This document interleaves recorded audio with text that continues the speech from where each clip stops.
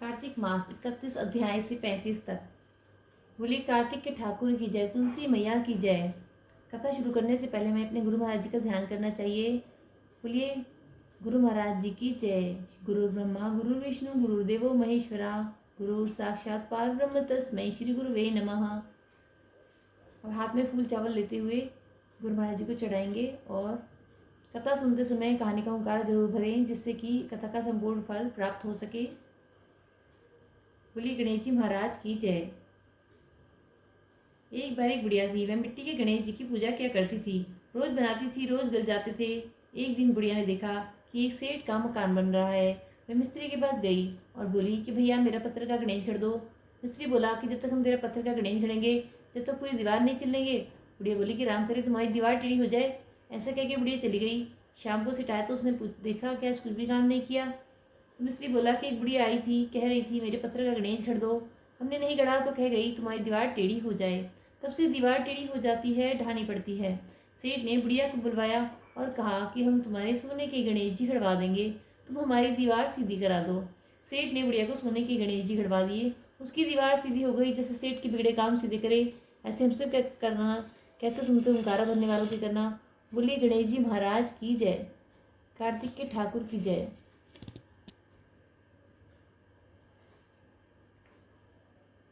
31वां अध्याय। पूर्व काल की बात है। जयंतीपुरी में धनेश्वर नामक एक ब्राह्मण था। वह ब्राह्मणोचित कर्म से भ्रष्ट, पाप परायण और खोटी बुद्धि वाला था। रस, कंबल और चमड़ा आदि बेचकर तथा झूठ बोलकर वह जीविका चलाता था। उसका मन चोरी, वैश्यागमन, मदिरापान और जुए आदि में सदा आसक्त रहता था। एक बार वह खरीद बिक्री के काम से देश देशांतर में भ्रमण करता हुआ महिष्मतीपुरी में जा पहुंचा, जिसकी चार दीवारी से सटकर बहने वाली पाप नाशिनी नर्मदा सदा सुशोभित होती रहती है। वहां कार्तिक का व्रत करने वाले बहुत से अनेक मनुष्यों के गांव से स्नान करने के लिए आए थे। धनेश्वर ने उन सबको देखा। कितने ही ब्राह्मण स्नान करके यज्ञ तथा देव पूजन में लगे थे। कुछ लोग पुराणों का पाठ करते और कुछ लोग सुनते थे। कितने ही भक्त नाच गान और दान और वाद्य के द्वारा भगवान विष्णु को संस्तुति में संलग्न थे। धनेश्वर प्रतिदिन घूम घूम कर वैष्णवों के दर्शन, स्पर्श तथा उनसे वार्तालाप करता था। इससे श्री विष्णु के नाम सुनने का शुभ अवसर प्राप्त होता था। इस प्रकार वह 1 मास तक वहां टिका रहा। कार्तिक व्रत के उद्यापन में भक्त पुरुषों ने जो श्रीहरि के समीप जागरण किया उसको भी वह उसने देखा। उसके बाद पूर्णिमा को व्रत करने वाले मनुष्यों ने जो ब्राह्मणों और गौओं की पूजा आदि किया था, दान दक्षिणा और भोजन आदि दिए, उन सबका भी उसने अवलोकन किया। तत्पश्चात सूर्यास्त के समय श्री शंकर जी की प्रसन्नता के लिए जो दीपोत्सव की विधि बताई गई थी उस पर भी धनेश्वर की दृष्टि पड़ी। धनेश्वर नर्मदा के तट पर नृत्य आदि देखता हुआ घूम रहा था। इतने में ही एक काले सर्प ने उसे काट लिया। वह व्याकुल होकर पृथ्वी पर गिर पड़ा। उसे देखकर बहुत से मनुष्यों ने दयावश उसके चारों ओर से घेर लिया और तुलसी मिश्रित जल से उसके मुख पर छींटे देना आरंभ किया। देह त्याग के पश्चात धनेश्वर को यमराज के दूतों ने बांधा और क्रोधपूर्वक कोड़ों से पीटते हुए उसे संयमनीपुरी में ले गए। चित्रगुप्त ने धनेश्वर को देखकर उसे बहुत फटकारा और उसने बचपन से लेकर मृत्यु पर्यंत जितने भी दुष्कर्म किए थे वे सब उन्होंने यमराज को बताए। चित्रगुप्त जी बोले कि प्रभु, बचपन से लेकर मृत्यु पर्यंत इसका कोई भी पुण्य दिखाई नहीं देता। यह दुष्ट केवल पाप का मूर्तिमान स्वरूप दिख पड़ता है, अतः इसे कल्प भर नरक में पकाया जाए। यमराज बोले कि प्रेतराज, केवल पापों पर ही दृष्टि रखने वाले दुष्ट को मुद्गरों से पीटते हुए ले जाओ और तुम तुरंत ही कुंभी पाक में डाल दो। यमराज की आज्ञा पाकर प्रेत पापी धनेश्वर को ले चला। मुद्गरों की मार से उसका मस्तक विदीर्ण हो गया। कुंभी पाक में तेल के खौलने का खलखल शब्द हो रहा था। प्रेतराज ने उसे तुरंत ही उसमें डाल दिया। वह जो ही कुंभी पाक में गिरा त्यों ही उसका तेल ठंडा हो गया। ठीक उसी तरह जैसे पूर्व काल में भक्तवर प्रहलाद को डालने से दैत्यों की जलाई हुई आग बुझ गई थी। यह मानश्चर्य था। इसे देखकर प्रेतराज को बड़ा विस्मय हुआ और उसने बड़े वेग से आकर वह सारा हाल यमराज को कह सुनाया। प्रेतराज की कही हुई कौतूहलपूर्ण बात सुनकर यम ने कहा कि ये कैसी बात है। इतने में ही देवर्षि नारद जी हंसते हुए बड़ी उतावली के साथ वहां आए। यमराज ने भली भांति उनका पूजन किया। उनसे मिलकर देवर्षि नारद ने इस प्रकार कहा। नारद जी बोले कि सूर्य नंदन, यह नरक भोगने के योग्य नहीं है। जो पुरुष पुण्य कर्म करने वाले और लोगों का दर्शन करता है, स्पर्श और उनके साथ वार्तालाप करता है, वह उनके पुण्य का छठा अंश प्राप्त कर लेता है। यह तो 1 मास तक श्रीहरि के कार्तिक व्रत का अनुष्ठान करने वाले असंख्य मनुष्यों के संपर्क में रहा है, अतः उन सबके पुण्यांश का भागी हुआ है। उनकी सेवा करने के कारण इसे संपूर्ण व्रत का पुण्य फल प्राप्त हुआ है। अतः इसके कार्तिक व्रत से उत्पन्न होने वाले पुण्यों की कोई गिनती नहीं है। कार्तिक व्रत करने वाले पुरुषों को बड़े से बड़े पातकों का भी भक्तवत्सल श्री विष्णु पूर्णतया नाश कर डालते हैं। इतना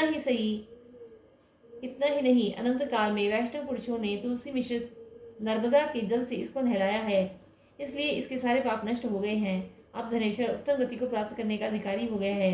ये वैष्णव पुरुषों का कृपापात है, अतः इसे नरक में न पकाओ। इसकी अनिच्छा से इसे पुण्य प्राप्त हुआ है, इसलिए यह यक्ष योनि में रहे और संपूर्ण नरकों के दर्शन मात्र से ही अपने पापों का भोग पूरा कर ले। बोले कार्तिक के ठाकुर की जय, तुलसी मैया की जय। 32वां अध्याय। भगवान श्री कृष्ण कहते हैं कि प्रिय यूं कहकर देवर्षि नारद जी चले गए। फिर यमराज अपने सेवक के द्वारा उस ब्राह्मण को संपूर्ण नरकों का दर्शन कराने के लिए वहां से ले गए। इसके बाद यम की आज्ञा का पालन करने वाला प्रेतराज धनेश्वर को संपूर्ण नरकों के पास ले गया और उनका अवलोकन करता हुआ इस प्रकार कहने लगा।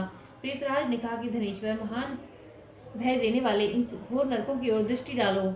इनमें पापी पुरुष सदा यमराज के सेवकों द्वारा पकाए जाते हैं। यह जो भयानक नरक दिखाई देता है, इसका नाम तप्त बालुक है, जो मनुष्य बलि वैश्वदेव के अंत में भूख से दुर्बल हो घर पर आए हुए अतिथियों का सत्कार नहीं करते, वे अपने पाप कर्म के कारण इस नरक में कष्ट भोगते हैं। जो गुरु, अग्नि, ब्राह्मण, गौ देवता तथा मूर्धाभिषिक्त राजाओं को लात मारते हैं, वे ही पापी यहाँ दृष्टिगोचर हो रहे हैं। इस नरक के 6 अवान्तर भेद हैं। नाना प्रकार के पापों के कारण इसमें आना पड़ता है। इसी प्रकार यह दूसरा महान नरक अंधतामिस्र है कहलाता है। यहाँ सुई के समान मुंह वाले कीड़ों के द्वारा पापियों के शरीर विदीर्ण हो रहे हैं। यह नरक भयानक मुख वाले अनेक प्रकार के कीड़ों से फंसा हुआ है। यह तीसरा कक्रच नामक नरक है। यह भी बड़ा भयानक दिखाई देता है। इसमें ये पापी मनुष्य आरे से चीरे जाने का कष्ट भोगते हैं। 80 पत्रवन आदि भेदों में यह नरक 6 प्रकार का बताया गया है। जो दूसरों का पत्नी और पुत्र आदि से अनन्य प्रियजनों से विछोह कराते हैं, वे ही लोग यहाँ कष्ट भोगते हैं। तलवार के समान पत्तों से इनके अंग छिन्न भिन्न हो रहे हैं और इसी भय से ये इधर उधर भाग रहे हैं। देखो ये पापी कितने कष्ट भोगते हैं और किस प्रकार इधर उधर क्रंदन करते फिरते हैं। यह चौथा अध्याय, चौथा नरक तो और भी भयानक है। इसका नाम अर्गला है। देखो यमराज के दूत पापियों को मुदगर आदि से पीट रहे हैं और जोर जोर से चीख रहे हैं। जो साधु पुरुषों और ब्राह्मण आदि को गला पकड़कर या किसी उपाय से कहीं आने जाने से रोकते हैं, वे पापी यमराज के सेवकों द्वारा यहाँ यातना में डाले जाते हैं। वध और भेदन आदि के द्वारा इस नरक के भी 6 भेद हैं।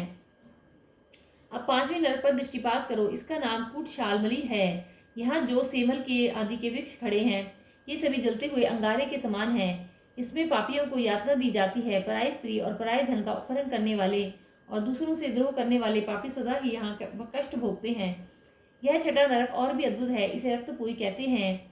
इसमें रक्त और पीप भरा रहता है। इसकी ओर देखो तो सही, इसमें कितने ही पापी मनुष्य नीचे मुंह करके लटकाए गए हैं और भयानक कष्ट भोग रहे हैं। ये सब भक्षण, अभक्षण और निंदा करने वाले और चुगली खाने वाले हैं। कोई डूब रहे हैं, कोई मारे जा रहे हैं। वे सब के सब डरावनी आवाज के साथ चीख रहे हैं। इस नरक के भी विगंध से आदि 6 भेद हैं। धनेश्वर, अब इस पर दृष्टि डालो। यह भयंकर दिखाई देने वाला 7वां नरक कुंभी पाक है। यह तेल आदि द्रव्यों के भेद से 6 प्रकार का है। यमराज के दूत महापातकी पुरुषों को इसी में डालकर औटाते हैं। वे पापी इसमें अनेक हजार वर्षों तक डूबते उतराते रहते हैं। देखो ये भयानक नरक सब मिलाकर 42 हैं। बिना इच्छा के किया हुआ पातक शुष्क कहलाता है और इच्छा पूर्वक किए हुए पातक को आर्द्र कहा गया है। आर्द्र और शुष्क आदि भेदों से प्रत्येक नरक 2 प्रकार का है। इस प्रकार से नरक पृथक पृथक 84 की संख्या में स्थित हैं। प्रकीर्ण, अपांक्ते, मलिनीकरण, जाति भ्रंशकर, उपपातक, अतिपातक और महापातक, ये 7 प्रकार के पातक माने गए हैं। इनके कारण पापी पुरुष उपरयुक्त 7 नरकों में क्रमशः यातना भोगते हैं।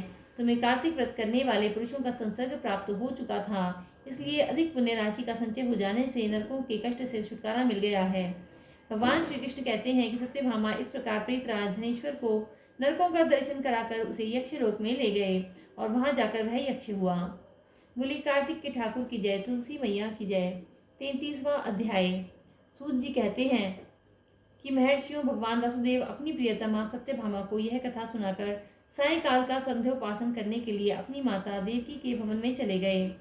इस पाप नाशक कार्तिक मास का ऐसा ही प्रभाव बतलाया गया है। यह भगवान विष्णु को सदा ही प्रिय है और भोग और मोक्ष रूपी फल प्रदान करने वाला है।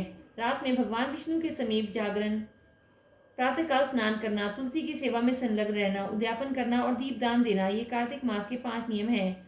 इन 5 नियमों के पालन से कार्तिक का व्रत करने वाला पुरुष पूर्ण फल का भागी होता है। ऋषि बोले कि रोमहर्षण कुमार सूत जी, आपने इतिहास सहित कार्तिक मास की विधि का भलीभांति वर्णन किया है। यह भगवान विष्णु को प्रिय लगने वाला तथा अत्यंत उत्तम फल देने वाला है, इसलिए इसका अनुष्ठान करना अवश्य चाहिए।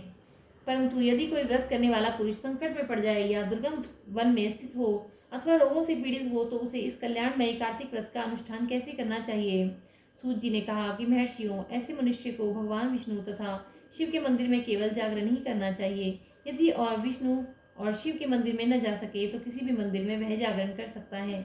यदि कोई दुर्गम वन में स्थित हो अथवा आपत्ति में फंस जाए तो वह अश्वत्थ वृक्ष की जड़ के पास अथवा तुलसी के वृक्षों के बीच बैठकर जागरण करे। जो पुरुष भगवान विष्णु के समीप बैठकर श्री विष्णु के नाम का चरित्रों का गान करता है उसे सहस्त्र गोदानों का फल मिलता है। जो आपत्ति में फंस जाने के कारण नहाने के लिए जल न पा सके अथवा जो रोगी होने के कारण स्नान न कर सके वह भगवान विष्णु का नाम लेकर मार्जन कर ले। जो कार्तिक व्रत की पालन में प्रवृत्त होकर भी उसका उद्यापन करने में समर्थ न हो उसे चाहिए कि अपने व्रत की पूर्ति के लिए यथाशक्ति ब्राह्मणों को भोजन कराए। उनके संतुष्ट होने पर भगवान सदा संतुष्ट होते हैं, इसमें तनिक भी संदेह नहीं है। जो स्वयं दीपदान करने में असमर्थ हो वह दूसरों का दीप जलाए। तुलसी वृक्ष के अभाव में वैष्णव ब्राह्मण का पूजन करे, क्योंकि भगवान विष्णु अपने भक्तों के हृदय में ही सदा विराजमान रहते हैं। अथवा सब साधनों के अभाव में व्रत करने वाला पुरुष व्रत की पूर्ति के लिए ब्राह्मणों, गौओं और पीपल और वट आदि के वृक्षों की सेवा करे। ऋषियों ने पूछा कि सूत जी, आपने पीपल और वट को गौ तथा ब्राह्मण के समान कैसे बता दिया? वे अब दोनों अन्य सब वृक्षों की अपेक्षा अधिक पूज्य क्यों माने जाते हैं? सूत जी बोले कि महर्षियों, पीपल के रूप में साक्षात भगवान विष्णु ही विराजते हैं। इसी प्रकार वट भगवान शंकर का और पलाश ब्रह्मा जी का स्वरूप है। इन तीनों का दर्शन, पूजन और सेवन पापहारी माना गया है। दुख, आपत्ति, व्याधि और दुष्टों के नाश के लिए भी उनको कारण बताया गया है। बोले कार्तिक के ठाकुर की जय, तुलसी मैया की जय। 34वां अध्याय। ब्रह्मा जी ने कहा कि पूर्व काल में एक दम्भी तपस्वी पतिव्रता स्त्री के शुद्ध प्रभाव से पिता माता का पूजन देखने से कार्तिक व्रत का सेवन करके उत्तम लोक को प्राप्त हो गया था। नारद जी ने कहा कि भगवान, मैं मासोपवास की विधि और उसके फल का यथोचित वर्णन सुनना चाहता हूँ। ब्रह्मा जी ने कहा कि नारद, जैसे देवताओं में भगवान विष्णु श्रेष्ठ हैं उसी प्रकार संपूर्ण व्रतों में यह मासोपवास व्रत श्रेष्ठ है। अपने शरीर के बलाबल को समझकर मासोपवास व्रत करना चाहिए। आश्विन के शुक्ल पक्ष की एकादशी को उपवास करके 30 दिनों के लिए इस व्रत को ग्रहण करना चाहिए और उतने दिनों तक भगवान के मंदिर में जाकर तीनों समय भक्तिपूर्वक नैवेद्य, धूप, दीप तथा नाना प्रकार के पुष्पों से मन, वाणी और क्रिया द्वारा भगवान विष्णु गरुड़ ध्वज की पूजा करनी चाहिए। स्वधर्म परायण होकर मनुष्य और अपनी इंद्रियों को वश में रखने वाली सौभाग्यवती अथवा विधवा स्त्री भगवान वासुदेव की पूजा करे। दूसरे का अन्न ग्रहण न करे परंतु स्वयं दूसरों को अन्न दे। वतस्थ पुरुष शरीर में उपटन लगाना, मस्तक में तेल मलना, पान खाना और चंदन आदि का लेप करना छोड़ दे। इसके सिवा अन्य निषिद्ध वस्तुओं का भी त्याग कर दे। व्रत का पालन करने वाला मनुष्य विपरीत कर्म में लगे रहने वाले किसी मनुष्य का न तो स्पर्श करे और न ही उससे वार्तालाप करे। गृहस्थ भी देव मंदिर में रहकर व्रत का आचरण करे। यथोशक्त विधि से मास उपवास व्रत पूरा करके द्वादशी में परम पवित्र भगवान विष्णु का पूजन करे। दक्षिणा दे। मास उपवास के अंत में 13 ब्राह्मणों का वर्ण करके वैष्णव यज्ञ करावे। तत्पश्चात ब्राह्मणों को भोजन करावे और उन्हें तांबूल सहित 2 वस्त्र देकर संपूर्ण पूजा सम्मान पूर्वक विदा करे। इस प्रकार मासोपवास की विधि बताई गई है। बोली कार्तिक के ठाकुर की जय, तुलसी मैया की जय। 35वां अध्याय। ब्रह्मा जी कहते हैं कि कार्तिक शुक्ला नवमी को द्वापर युग का आरंभ हुआ था। प्रातः अतः यह तिथि दान और उपवास में क्रमशः पूर्व व्याहिनी और पराव्याहिनी हो तो ग्राह्य है। इसी तिथि को नवी से एकादशी तक मनुष्य शास्त्रों की विधि से तुलसी के विवाह का उत्सव करे तो उसे कन्यादान का फल प्राप्त होता है। पूर्व काल में कनक की पुत्री किशोरी ने एकादशी तिथि में संध्या के समय तुलसी की वैवाहिक विधि संपन्न की। इससे वह किशोरी वैधव्य दोष से मुक्त हो गई थी। अब मैं उसकी विधि बतलाता हूँ। 1 तोला सुवर्ण की भगवान विष्णु की सुंदर प्रतिमा तैयार करावे तथा अपनी शक्ति के अनुसार आधी या चौथाई तोले की ही प्रतिमा बनवा ले। फिर तुलसी और भगवान विष्णु की प्रतिमा में प्राण प्रतिष्ठा करके स्तुति आदि द्वारा भगवान को उठावे। पुनः पुरुष सूक्त के मंत्रों द्वारा षोडशोपचार से पूजा करें। पहले देश काल का स्मरण करके गणेश पूजन करना चाहिए। फिर पुण्याह वाचन कराकर नांदी श्राद्ध करें। तत्पश्चात वेद मंत्रों के उच्चारण और बाजे आदि की ध्वनि के साथ भगवान विष्णु की प्रतिमा को तुलसी जी के निकट लाकर रखें। प्रतिमा को वस्त्रों से आच्छादित किए रहें। उस समय भगवान का इस प्रकार आवाहन करें। आगच्छ भगवन् देव अर्चयिष्यामि केशव, तुभ्यं दास्यामि तुलसीं सर्व काम प्रदो भव। भगवान केशव आइए देव, मैं आपकी पूजा करूंगा, आपकी सेवा में तुलसी को समर्पित करूंगा। आप मेरे संपूर्ण मनोरथों को पूर्ण करें। इस प्रकार आवाहन के पश्चात 3-3 बार अर्धे और पाद्य और विष्णु का उच्चारण करके इन्हें बारी बारी से भगवान को समर्पित करें। फिर आचमनीय पद का 3 बार उच्चारण करके भगवान को आचमन करावे। इसके बाद कांसे के पात्र में दही, घी और मधु लाकर रखें। उसे कांसे के पात्र में ही ढककर रख दें और भगवान को अर्पण करते हुए इस प्रकार कहें कि वासुदेव, आपको नमस्कार है, यह मधु पर ग्रहण कीजिए। तदनंतर हृदरा लेपन और अभ्यंग कार्य संपन्न करके गोधूली बेला में तुलसी और श्री विष्णु का पूजन पृथक पृथक करना चाहिए। दोनों को एक दूसरे के सम्मुख लाकर रखें और मंगल पाठ करें। जब भगवान सूर्य कुछ कुछ दिखाई देते हों तब कन्यादान का संकल्प करें। अपने गोत्र और प्रवर का उच्चारण करके आदि की 3 पीढ़ियों का आवर्तन करें। तत्पश्चात भगवान से इस प्रकार कहें कि आपको तुलसी बहुत ही प्रिय है, अतः मैं इसे आपकी सेवा में अर्पित करता हूँ। मैंने जल के घड़ों से सींच कर और अन्य प्रकार की सेवाएं करके अपनी पुत्री की भांति इसे पाला पोसा और बढ़ाया है। आपकी प्रिया तुलसी में आपको ही दे रहा हूँ, प्रभु आप इसे ग्रहण करें। इस प्रकार तुलसी का दान करके फिर उन दोनों तुलसी और श्री विष्णु की पूजा करें। विवाह का उत्सव मनाएं। सवेरा होने पर पुनः तुलसी और भगवान विष्णु की पूजन करें। अग्नि की स्थापना करके उसमें द्वादशाक्षर मंत्र से खीर, घी, मधु और तिल मिश्रित हवनीय द्रव्य की 108 आहुति दें। फिर स्वष्टिकृत होम करके पूर्णाहुति दें। आचार्य की पूजा करके होम की शेष विधि पूरी करें। उसके बाद भगवान से इस प्रकार प्रार्थना करें कि देव प्रभु, आपकी प्रसन्नता के लिए मैंने यह व्रत किया है। जनार्दन, इसमें जो भी न्यूनता हो वह आपके प्रसाद से पूर्णता को प्राप्त हो जाए। तदनंतर भगवान विष्णु का विसर्जन करते हुए कहें कि भगवान आप तुलसी के साथ वैकुंठ धाम में पधारें। प्रभु, मेरे द्वारा की हुई पूजा ग्रहण करके जाप सदा संतुष्ट रहें। इस प्रकार देवेश्वर विष्णु जी का विसर्जन करके मूर्ति आदि सब सामग्री आचार्य को दान करें। इससे मनुष्य कृतार्थ हो जाता है। बोले कार्तिक की ठाकुर की जय, तुलसी मैया की जय। 35वां अध्याय संपूर्ण। भक्तों, इन सभी अध्यायों को सुनने से मनुष्य को विशेष फल की प्राप्ति होती है। यदि आपको वीडियो अच्छी लगे तो चैनल को लाइक और सब्सक्राइब जरूर करें और कमेंट में राधे राधे जरूर लिखें। राधे राधे।